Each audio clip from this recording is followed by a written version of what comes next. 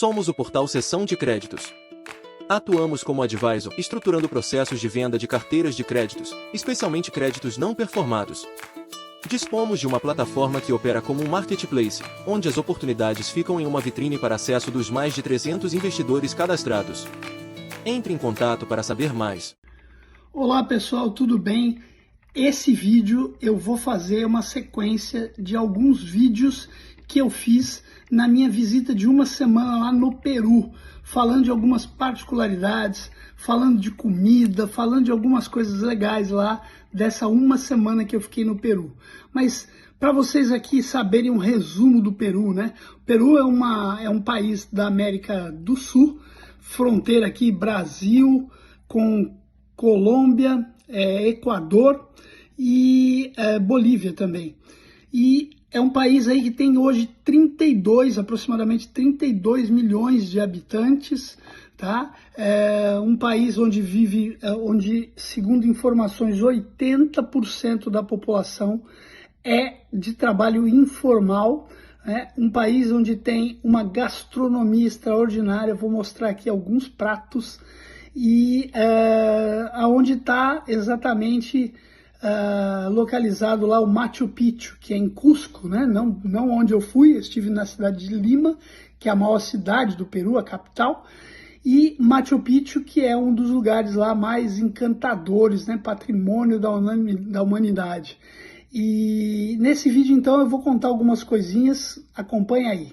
Estou aqui no aeroporto, ó, indo para Lima, no Peru. Vou passar uma semana lá trabalhando pela Faico em 2 clientes, fazendo 2 avaliações sobre o processo de cobrança deles. Então, isso vai gerar um vídeo aí bem legal, com todas as novidades que a gente percebeu, identificou sobre a cobrança no Peru. Legal? Então acompanha aí, porque você vai ver bastante coisa interessante daqui para frente. Grande abraço. Primeiramente, algumas coisas interessantes aqui do Peru. O Peru é um país que tem 80% da população econômica ativa em trabalhos informais. Então imagina, né? A gente nem tem essa referência desse número do Brasil, sabe que é muito alto, mas aqui 80% da população é informal, não tem a carteira assinada, então tem uma renda proveniente de um serviço, de uma atividade que ela faz pessoal e na informalidade. Existem algumas coisas aqui bem interessantes, né? Eu já no primeiro dia conversando com o motorista que me levou para o hotel, ele me falou um pouquinho sobre o histórico de crédito aqui, né? Onde, por exemplo, existe aqui sim um score positivo já, mas que as pessoas ainda não têm uma relevância, dão uma importância ainda tão grande, né? Como ainda ocorre no Brasil. E uma coisa aqui muito similar também é a educação financeira, que é ainda muito baixa. Então, muitas vezes o grau de endividamento se causa pela falta da educação financeira. Sobre cobrança aqui, a gente está vivendo aqui no país números um pouco grandes em relação ao histórico passado. Aqui no Peru, também no período da pandemia, se viu uma inadimplência reduzida. O Peru foi o primeiro país da América Latina com maior percentual de ajuda, não apenas do governo, mas de fundos de pensões, tudo isso, para a população passar o período da Covid de forma positiva. Porém, agora a inadimplência está muito em alta. Num dos bancos que eu fiz o trabalho aqui, que a gente entendeu, é um banco muito focado em microfinanças. E aí existe uma questão muito grande aqui, que foi o volume de chuvas, que impactou muito a população, principalmente a população com foco na agricultura. Então, uma das dificuldades aqui são exatamente períodos de chuva. Aqui o foco do El Niño e La Niña tem uma relação muito grande, porque o impacto é muito grande em toda a parte de produção. Então essa é uma questão. A outra tem alguns assuntos interessantes. Eu vou fazer um outro vídeo para falar isso, tá bom? Segura aí.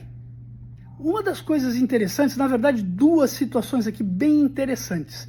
Também já no começo, no bate-papo com o motorista que me trouxe aqui para o hotel, o Juan Carlos. Um abraço para o Juan, vou pedir para ele assistir aqui o canal.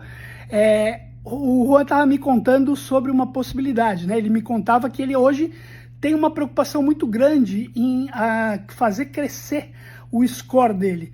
E ele me comentou de uma situação, falou, pô, quando eu de repente tenho um problema e eu tô numa situação onde eu não consigo pagar o meu valor do cartão de crédito, ele, ao invés de entrar no rotativo, o que ele faz? Ele busca vender a dívida para um outro banco. Então essa é uma modalidade de crédito interessante aqui, que é uma modalidade chamada compra de dívidas. Então, por exemplo, isso acontece muito no produto cartão de crédito. Quando uma pessoa não consegue ou não vai conseguir, não é que ela está atrasada, é um processo preventivo. Ela não vai conseguir pagar a dívida dela, o que ela faz? Ela busca exatamente outra instituição financeira que vai comprar aquela dívida. E como é que é isso? É aquela recomendação, geralmente, quando a gente faz para o inadimplente, né? Pô, troca uma dívida cara por uma dívida mais barata. E é exatamente isso que acontece. Ele troca uma dívida de uma taxa de juros X por uma taxa de juros mais baixa, né? E que permite ele fazer um pagamento num prazo mais alongado. Então é como se ele fizesse um parcelado no cartão de crédito, porém com outra instituição com juros bem menor do que ele faz. Essa foi uma das coisas que eu achei interessantíssima aqui no Peru. Eu vi uma coisa que já tinha ouvido falar em outros países, mas eu não tinha entendido exatamente como esse processo funcionava. E aqui eu tive a oportunidade de ir um pouco mais a fundo. E existe um processo chamado de reprogramação da dívida. Isso aqui começou na época da Covid. Então, na época da Covid, saiu uma lei que permitia eu, junto às minhas instituições financeiras, eu requerir um prazo, ou seja, eu estou numa situação problemática agora, eu não tenho renda, eu fui afetado por alguma questão, e o Covid era um impacto, então eu pedi uma reprogramação. Essa programação podia pegar minha dívida e reprogramar ela com um período de carência de 12, 16, até em algumas situações parece que 36 meses. Isso foi na época da Covid e agora, recentemente, isso teve uma renovação. Porém, não é todo mundo que pode fazer uma reprogramação. É uma condição especial, por exemplo. Vamos imaginar, o Brasil, agora a gente teve o problema lá de chuvas em Porto Alegre, na região lá do Rio Grande do Sul. Seria uma situação para entrar uma reprogramação. Ou seja, cara, perdi tudo, perdi emprego, perdi casa, perdi roupa. Cara, não consigo pagar minhas dívidas, então eu faço uma reprogramação. Então aquela dívida que estaria pingando mês a mês e afetando o balanço da instituição, por uma condição especial e regulatória, eu poderia reprogramar ela por um período de 12 meses. E essa é uma coisa muito interessante, eu já tinha ouvido a partir de um consultor da FAICO, que atua na Europa, que existem algumas situações que eu posso, por exemplo, reprogramar por 3 meses, 2 meses. É uma situação interessante. A gente sabe que o Brasil é cheio de jeitinhos, né? A primeira coisa que a gente pensa quando vai criar um processo desse e pensar num processo desse no Brasil é o jeitinho brasileiro. Porém, de qualquer forma, achei super interessante isso aqui. Então é isso.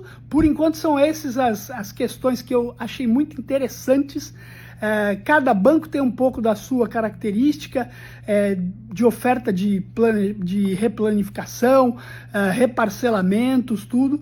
E um dos focos é exatamente tentar renegociar a dívida aqui, porque o momento é um momento realmente difícil aqui para o Peru. E hoje finalmente consegui ter um tempinho para gravar um vídeo para vocês do almoço aqui.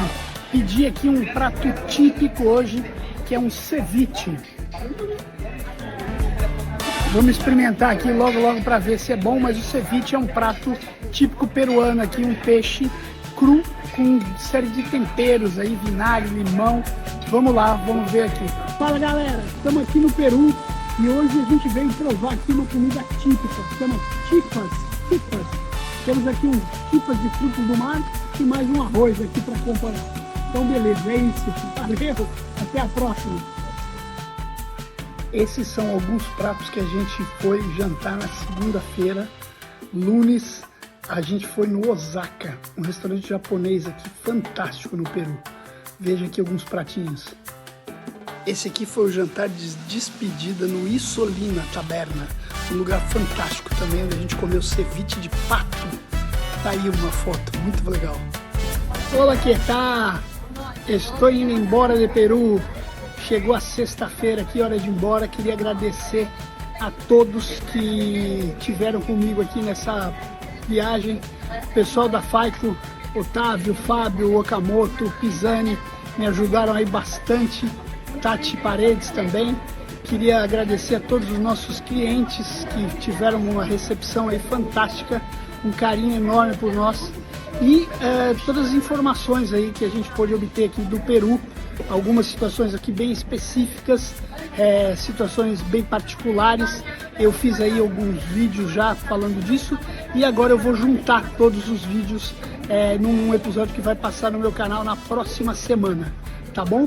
Galera, é isso. O Peru é uma cidade, um país fantástico. Se come muito bem aqui, um povo muito agradável. Grande abraço e até a próxima. Olá, essa é a Ana. Ela precisa analisar os dados de recuperação de crédito e cobrança da sua empresa e não sabe por onde começar. E é aí que entra o Discovery, da Jeep. O Discovery é uma poderosa plataforma capaz de coletar dados, transformá-los e apresentá-los em inúmeros dashboards. Com a nossa plataforma, sua empresa será capaz de reduzir a provisão para devedores duvidosos, realizar o acompanhamento dos canais e fazer a transformação digital, mensurar a performance financeira das carteiras de cobrança, medir o comportamento dos clientes ao longo das interações, monitorar a régua de cobrança e ajuizamento e propor pilotos e muito mais. Os colaboradores, que antes passavam 75% do tempo gerando insumos, agora estarão 100% do tempo disponíveis para tomar decisões, elevando a produtividade da empresa como um todo. Todas as ações que possibilitem a repactuação do crédito, a recuperação e o bom relacionamento comercial com o cliente final, são gerenciados em uma solução integrada. A realização do projeto é muito simples. A equipe da Jeep mapeia todas as fontes de dados associadas ao projeto. Nessa etapa, documentações são submetidas aos responsáveis para aprovação. Nós abriremos um kick-off com os fornecedores e parceiros envolvidos no projeto, onde explicamos todas as etapas de maneira bem detalhada. Enquanto isso, nosso time de tecnologia inicia a construção do ambiente computacional para o processamento de Big Data, as camadas de segurança da informação e LGPD. Outro time trabalha com as regras de negócio, mapa conceitual e a normalização de todos os dados e indicadores. Assim sua empresa se servirá de indicadores com precisão e coerência. De 2 a 3 meses, nossos clientes já poderão observar os resultados. É nessa etapa que um time de consultores aplica o treinamento e guia o cliente na busca pela máxima eficiência na recuperação de créditos, demonstrando semanalmente quick wins que podem se transformar em pilotos e ações práticas, proporcionando análise de localização, conversão e pagamento das dívidas com benchmarks importantes sobre endividamento, empregabilidade e taxas de sucesso. Saiba mais em jeep.com.br.